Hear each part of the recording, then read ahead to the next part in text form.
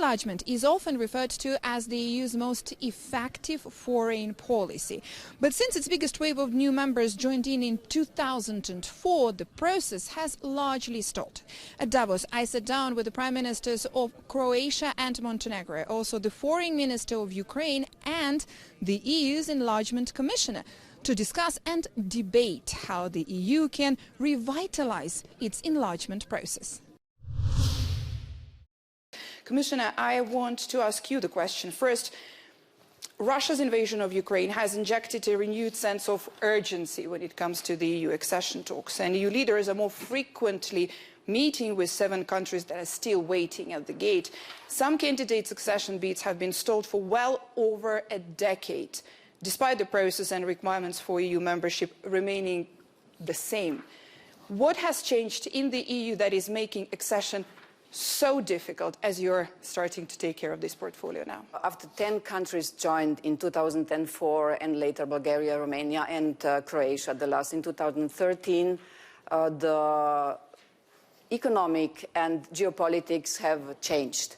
And at that time it was seen that it is getting more important to go inside or to take care about the deepening of the European Union, in sense of will be able to answer to those challenges which emerged at that time. This is one point. The second point is also the question of the rule of law.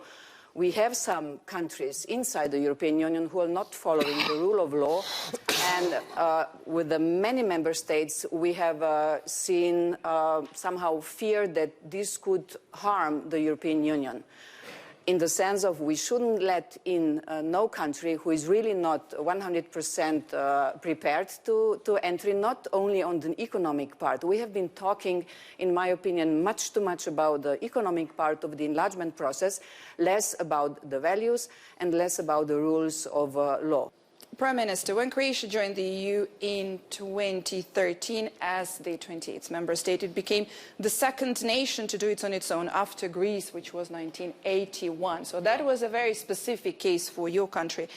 And there was this kind of enlargement fatigue, largely a result of a slow integration process for new members, which meant also there were kind of more demands and requirements of Croatia when you joined the European Union. How has this heightened level of scrutiny impacted the country now that you have joined also the Schengen area and the Eurozone? Well, Croatia joined, as you rightly put it, on the 1st of July 2013, almost 10 years after the big enlargement. What was good for us, we joined when we were prepared. We, especially in my first government, decided to go into the deeper integration we managed, which is the Eurozone, the Schengen area, the European Stability Mechanism, and the benefits are there. When we started 9 years ago, my first government, we were at 62% of the average development of the European Union. Now we are at 78. By the time we end the third government, we'll be at 82. That means that the economic impact and the developmental impact, infrastructural, including also values, the rule of law and everything that goes with it, were highly appreciated by the Croatian citizens and the society. And the country looks very different now, I would say, much better. Somehow Montenegro can be considered as the furthest along in the accession process. How did you feel this change, as Prime Minister said, you know, when the arms were first open, but it's a bit different now for Montenegro, for Ukraine? But also, what areas of progress or closer cooperation with the EU remain? You've just had the Commissioner visiting Montenegro as well, just a couple of days ago, right, before we're meeting here at Davos. First of all, I don't think that EU accession process is actually competition. You know, like we are all trying to fulfill the basic conditions that EU is requiring for our own good. You know, it's not because of the EU that we are doing all of these requirements, it's for ourselves to develop better, to be better market economies, to have rule of law, to have more fair society, to have more democratic institutions. So this is what we are trying to build. We're trying to build a system. It's especially difficult if you are a country like Montenegro. You know, in ex-Yugoslavia, some of you might know that Montenegro was like a smallest republic, and very few, if any, institutions were based out of Podgorica. Most of them are based out of Belgrade, some of them were based out of Zagreb, a bit maybe in Ljubljana, but you know, Podgorica literally nothing. So can you imagine 2006, we had to build basic institutions almost from municipal level, So this was like a big step forward for us in the last 18 years. So we are like, by Montenegrin law, we are adults now. So we are hoping that we get adult treatment as well. Minister, Ukraine is also on its way to the European Union, and you've heard some of notions here. Now, your accession negotiations officially opened on the 25th of June 2024. Considering that the process is generally considered to be slow and meticulous, what can we realistically expect in terms of some sort of accelerated Ukrainian candidacy? Why I say that is not about fast-tracking it one-way street. It's about Ukraine trying to, every time to produce, to get their progress quicker and quicker. Thanks a lot for your question. In Ukraine, more than 90% of our people support Ukrainian EU membership. By the way, that's another part of Russian brutal aggression. Before the full-scale aggression, a little bit more than 50% of our population supported EU accession. On the fourth day of this brutal aggression, we applied to EU to become a member of EU. In a half a year, we got the status of candidate. It means that we need such a speed now because of geopolitical reality. And it was also our response to this brutality, to these Russian atrocities, to protect our values. It was our strategic choice. And I would like to remind that EU, when it was founded after the war, it was not only about trade, it was also about to defeat war, to defeat thinking of war, or this war politics, to defeat the Putins of that time, to defeat fascism, Nazism. And regretfully, these diseases returned back to Europe. And now we need to defeat this Russian aggression. We must achieve long-lasting, just, comprehensive peace, because security of Europe and security of Ukraine is indivisible. And it is not a favor for us on our way to become an EU member, because we will contribute in the strength of EU. We will contribute in the competitive advantages of EU with our, for example, defense industries, with our technologies, with our security experience. And probably it will be the best investment for EU. If we are speaking about costs, we have such an evaluations.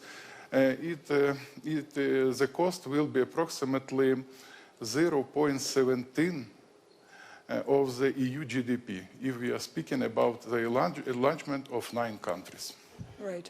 These points that we've just heard from the 2 candidate countries regarding how they have to overcome the obstacles within the EU of some of the member states who are less willing on continuing the enlargement, but do these existing countries then share the same values that are actually demanded of the candidates?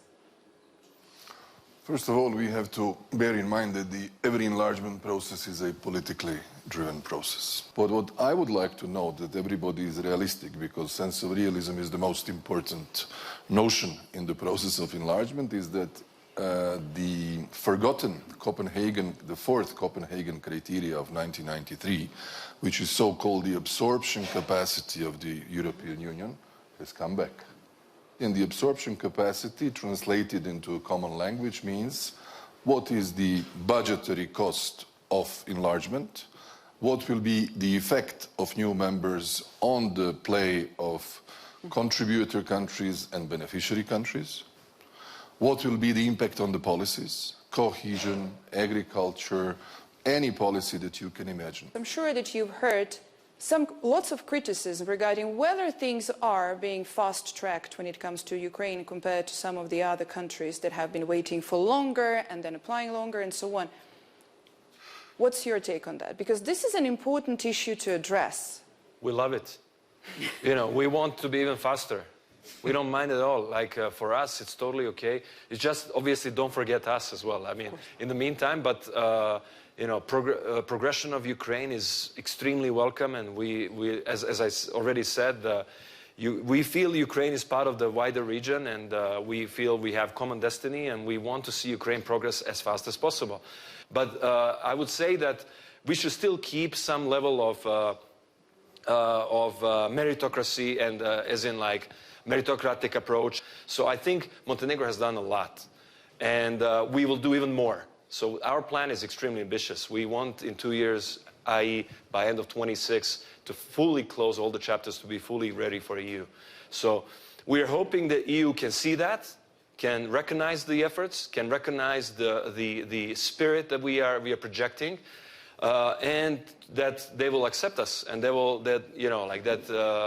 hopefully by end of 26 we close all the chapters, but in 28 we become the 28th member state. The race is the race. But I think this is healthy, you know, because it is based on the merit-based principle, meaning, you know, it's not about timing. You know, sometimes I hear, but you know, the Western Balkan states, they wait for so long. Yeah.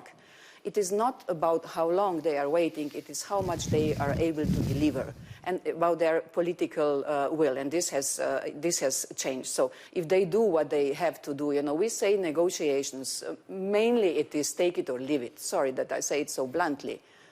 So you have no possibility to now negotiate on some important basic value in the EU. Well, that's all we have time for. Unfortunately, thank you so much. There is a lot of food for thought, lots of work for everybody, for the Commission, for the Member States, for the candidates. Thank you very much, and thank you for watching.